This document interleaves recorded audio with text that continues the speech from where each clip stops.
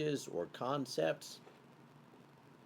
We began, I guess, maybe a month ago in Mark chapter 3, this concept of the unpardonable sin. What is the unpardonable sin? And then from that, we went to 1 Corinthians 15 and the reference there to baptism for the dead. And then 1 Peter, 1 Peter 3, where Peter refers to Jesus preaching to the spirits in prison. And then last week, from Genesis chapter 6, 1 through 4, and the Nephilim. Who or what were the Nephilim? Some really difficult passages. I should mention that passages of Scripture which are hard can be hard for different reasons. Some are really difficult because they're hard to interpret, such is the case with the baptism for the dead, or perhaps, and Jesus preached into the spirits in prison. Like, it's really hard to interpret what that means. They're nebulous. Some are hard because, not because they're hard to understand, but because they're hard to do. Some of the commands of Scripture are hard to do, even if they may be simple to understand. And then there are some passages which are difficult because they step on our toes. They make us a little uncomfortable. And such is the case with what I want to look at today.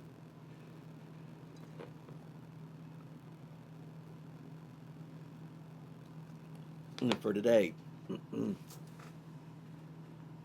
Gospel of Matthew, chapter 7. Not everyone who says to me, Lord, Lord, will enter the kingdom of heaven, but the one who does the will of my Father who is in heaven. On that day many will say to me, Lord, Lord, did we not prophesy in your name, and cast out demons in your name, and do many mighty works in your name? And then I'll declare to them, I never knew you. Depart from me, you workers of lawlessness. That's hard. That is hard. It is written, everyone who calls in the name of the Lord shall be saved. But we also see this, Jesus saying, not everyone who says to me, Lord, Lord, will be saved. Not everyone who says to me, Lord, Lord, will enter the kingdom of heaven. So what do we do with this? We have here people who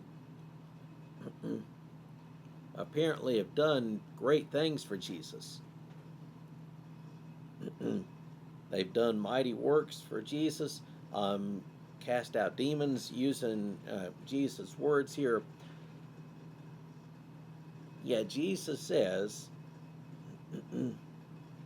that they can do these things and still not enter the kingdom of heaven. Lord, Lord, don't you know all the great things we did for you? And Jesus can still say, depart, get away, I don't know you. This is hard. And it does perhaps point to a distinction between doing something for Jesus and doing something under him or with him, perhaps.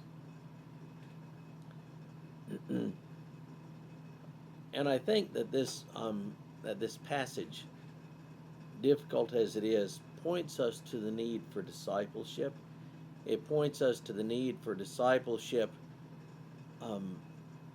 So think of it this way. Discipleship is rarely showy, it is rarely glamorous. Discipleship can actually be rather boring.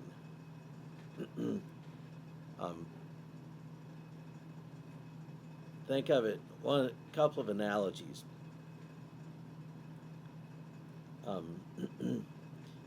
People who study military affairs use this old saying that professionals study logistics amateurs study tactics and strategy.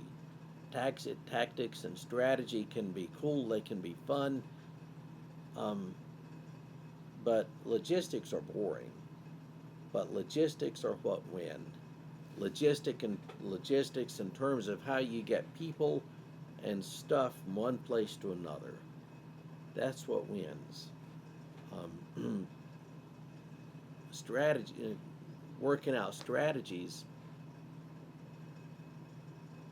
may be cooler and more fun, but logistics are what win. Or in athletics,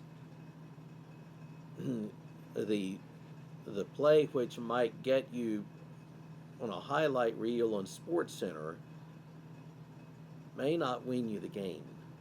More often than not, what wins the game are making the easy plays over and over again, making the easy play, making the routine play.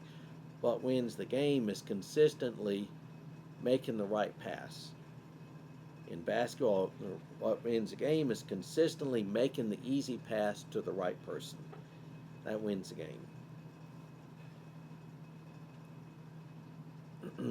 And so it is with discipleship. Discipleship lies far more in who we are in here than what we say or what we say publicly. Discipleship lies in who we are in here. It is possible to think we are doing things for Jesus, but in reality, we're just as concerned with our own notoriety. This is difficult. This is difficult stuff. The way of discipleship, more often than not, in fact, you could say the way of discipleship is always the way of the Beatitudes. The way of the Beatitudes. Blessed are the poor in spirit. Blessed are those who mourn. Blessed are the meek. Blessed are those who hunger and thirst for righteousness. Blessed are the merciful. Blessed are those who are persecuted for my name's sake. Blessed are the peacemakers. That is the way of discipleship. That is the way of discipleship. Seemingly great things can be done, but also be done selfishly. I can't, when in thinking about this topic, I couldn't help but think about just the incredible rash of great Christian leaders who have fallen, as they say. I started to say over the last few years, but really could say over the last generation. How many great Christian leaders have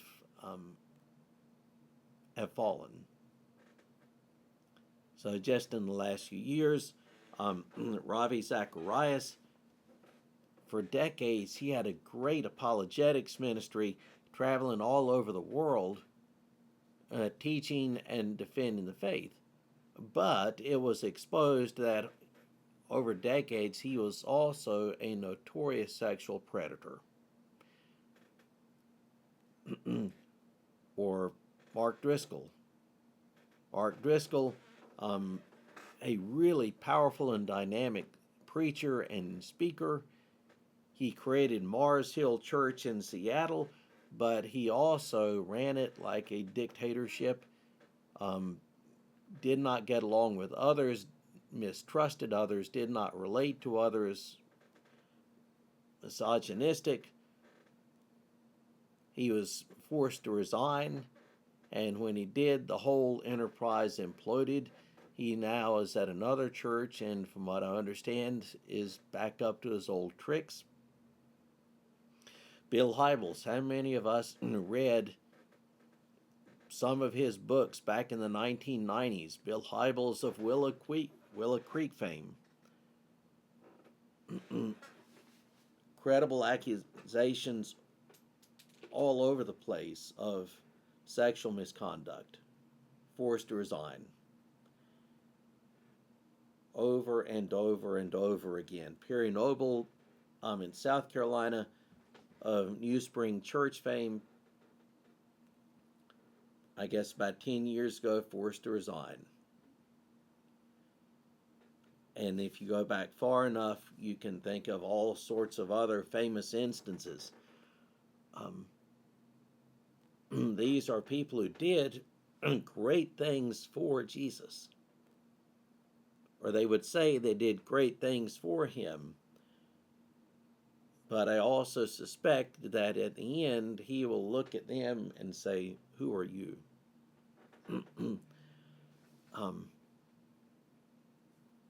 They could have been doing great things for Jesus, but were they doing great things with him and under him? A couple of days ago, found a great article. It's in Firebrand magazine from June of 2024. And perhaps this is a good way to leave off the topic.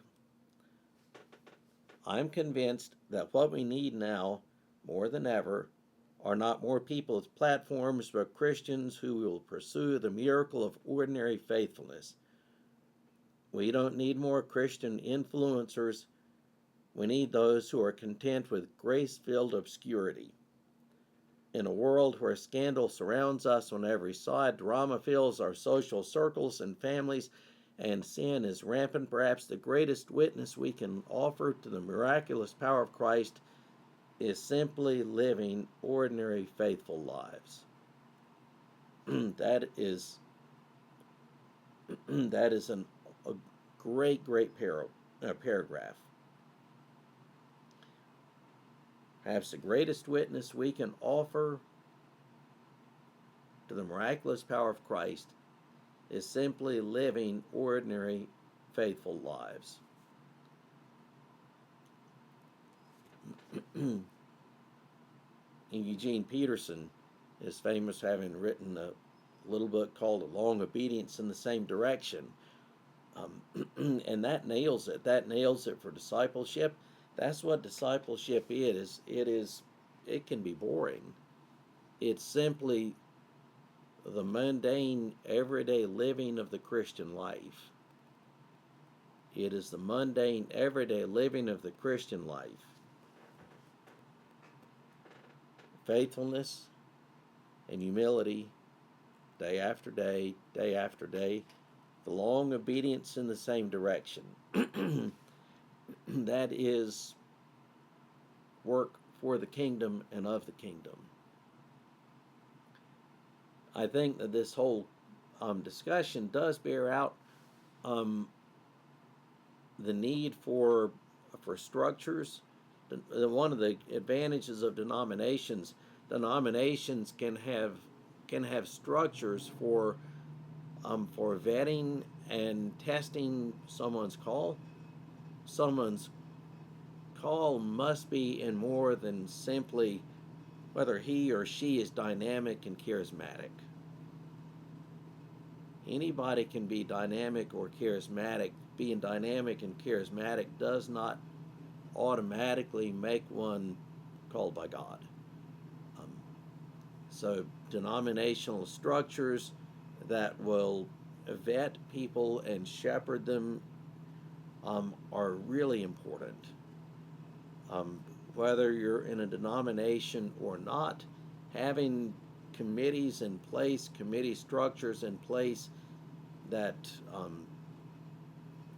keep leaders and pastors accountable are essential. It's absolutely essential.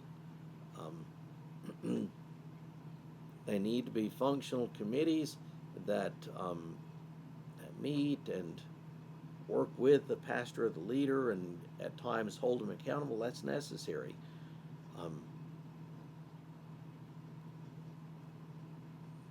It's not just Jesus, did you see what I did for you? All the great things I did.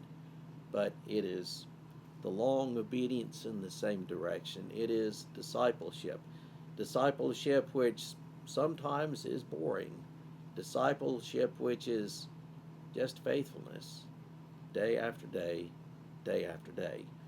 with that, I hope you have a great rest of your Wednesday.